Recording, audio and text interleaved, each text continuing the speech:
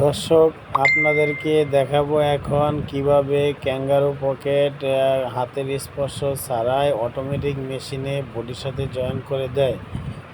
এতে আমাদের অনেক ম্যান পাওয়ারের ঘাটতি কম লাগে, ম্যান পাওয়ার খুব কম প্রয়োজন পড়ে, কারণ এটা অত্যন্ত আধুনিক মেশিন। এটা দেখুন কিভাবে সরাসরি ফোল্ডিং সহ সরাসরি টপসিন, এমনকি ডাবল টপসিন হয়ে যাচ্ছে।